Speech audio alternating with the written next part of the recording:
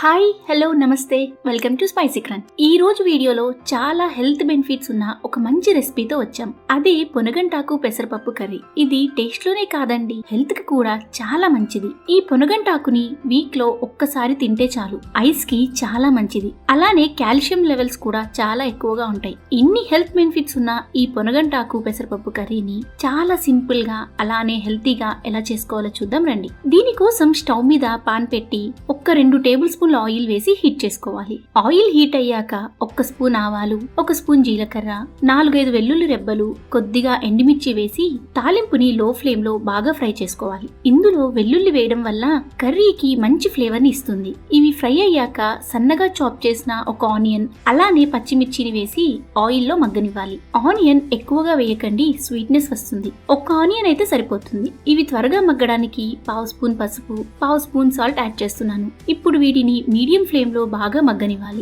Onions cook అయ్యాయండి. ఇప్పుడు 1/2 spoon అల్లం వెల్లుల్లి పేస్ట్ వేసి పచ్చి వాసన పోయేంత వరకు ఫ్రై చేయాలి. ఇలా పచ్చి వాసన పోయిన తర్వాత నీట్ గా వాష్ చేసి చాప్ చేసిన పొనగంటాకుని యాడ్ చేస్తున్నాను. నేను ఇక్కడ 2 కట్టల వరకు పొనగంటాకుని యాడ్ చేస్తున్నానండి. దీన్ని కొద్దిగా ఆయిల్ లో ఫ్రై అవ్వనివ్వాలి. అప్పుడే ఆకు పచ్చి వాసన అన్నది రాకుండా ఉంటుంది. పొనగంటాకు మనకి మార్కెట్ లో చాలా ఈజీగా దొరుకుతుంది. ఇది విలేజెస్ లో అయితే చెరువు గట్ల దగ్గర కూడా బాగా పెరుగుతుంది. అందుకే విలేజెస్ లో దీన్ని బాగా వాడతారు. పొనగంటాకు ఫ్రై అయ్యిందండి. ఇప్పుడు అరగంట సేపు నానబెట్టిన 1/2 కప్ పెసరపప్పుని యాడ్ చేస్తున్నాను. ఈ కర్రీలో పెసరపప్పు వేసి వండడం వల్ల టేస్ట్ చాలా బాగుంటుంది. అలానే వంటికి కూడా చలవ చేస్తుంది. ఇప్పుడు మూత పెట్టి ఒక్క 5 నిమిషాలు లో ఫ్లేమ్ లో కుక్ చేస్తున్నాను. మీరు పెసరపప్పుని క్రంచీగా తినాలి అనుకుంటే ఎక్కువసేపు నానబెట్టకుండా ఒక 10 నిమిషాలు నానబెట్టి వేసుకోండి. చూసారు కదా, అంతా బాగా ఫ్రై అయ్యాయి.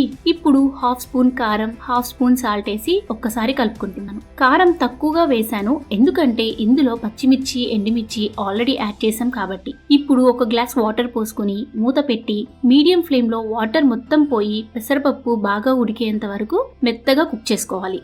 మా బాబు పప్పుని క్రంచీగా ఉంటే తినడు, అందుకనే ఇలా వాటర్ ఎక్కువగా యాడ్ చేస్తున్నాను. మీకు పెసరపప్పు కొంచెం పొలుగుగా కావాలి అనుకుంటే వాటర్ తగ్గించి 1/2 గ్లాస్ యాడ్ చేసుకోండి. మూత తీస్తున్నానండి, ఇంకా కొద్దిగా వాటర్ ఉన్నాయి. అవి కూడా మొత్తం ఎగిరిపోయేంత వరకు కుక్ చేసుకోవాలి. అలానే టేస్ట్ ఒక్కసారి చెక్ చేసుకుని ఏమైనా సరిపోకపోతే ఒక్కసారి అడ్జస్ట్ చేసుకోండి. వాటర్ మొత్తం పోయాయి. ఇప్పుడు స్టవ్ ఆఫ్ చేసి సర్వింగ్ బౌల్లోకి తీసుకుంటే మన టేస్టీ అండ్ హెల్దీ పొనగంటి పెసరపప్పు కర్రీ రెడీ. ఇది చపాతీ, రోటీ లాంటి టిఫిన్స్ లోకి కూడా చాలా బాగుంటుంది. అలానే పిల్లలు కూడా చాలా ఇష్టంగా రైస్ లో పెడితే తింటారు. మీరు కూడా ఒక్కసారి ట్రై చేసి మీకెలా వచ్చిందో నాకు కమెంట్ బాక్స్ లో చెప్పండి. ఇలాంటి మరిన్ని వీడియోస్ కోసం please like, do share and subscribe to our channel spicy crunch.